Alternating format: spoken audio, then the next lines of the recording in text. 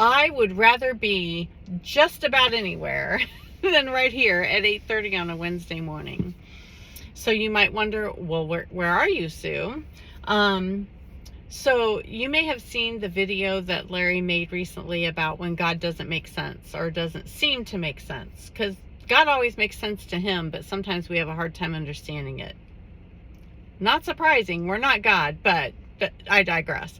So Larry has shared with you, and you know that we are in a time of transition. We have sold off one of our business assets. We're working on building up a new business. And in the meantime, we need to bridge the gap financially between the two. And so part of that has been that I have taken on a job. I have not applied for a job in over 30 years. It's kind of crazy. And I got hired at UPS, and we have an inn because our oldest son works there. So that was kind of nice. But I have gotten a job as a preloader. So what that means is that I go in. Now, you heard me say I'm getting off work at 8:30 in the morning. I go in between 2 and 3 in the morning, depending on what time they tell us each day. Today I went in at 2:30. And we get started loading the trucks. And that's what we do to prepare the trucks to go out and deliver packages. I started this job about 7 weeks ago. I will work through the holiday season, and then, so I'm just a seasonal employee. After that, I don't know what's going to happen. We'll keep you updated. But this is a job that I really wasn't sure I wanted. You know, on the job application, they say you need to be able to lift 70 pounds. And I thought to myself, well, I can do that in the gym, but I don't know if I can do it with a box. And so I was like, well, I'm going to try it. We're going to find out. And lo and behold, I've been able to handle some pretty heavy boxes. The first thing I loaded was like 65 pounds, and it was a piece of machinery, and it wasn't even in a box. It was weird. And so I've dealt with boxes all the way up to 145 pounds and been able to get those loaded into the truck. So yeah, that's a challenge when you get a big heavy box to get it put into the truck just where it should be.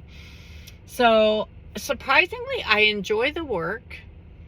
I'm handling the schedule okay, but it's weird because I'm going to bed at like 5 o'clock at night. And I'm handling the weight things just fine. And I have great people that I'm working with that are working around me. We have a lot of fun. And so, the Lord's been good to me even in that. You know, it could be a job that I don't enjoy at all, but I've actually really enjoyed it. And so, you know, we're doing this, and Larry's doing his things that he's working on right now. And we're both working to build up our other business. We love the work that we're doing there as well, getting to work with couples who are in business together, strengthening their marriage and helping their business to grow as a result of that. And so we have really enjoyed this time, but there's a lot of juggling involved with it. And frankly, there's a lot of, asking the Lord, well, where are all the people that we can serve? Because we haven't found them all yet. And so this is what we're doing to make sure that we can bridge this gap.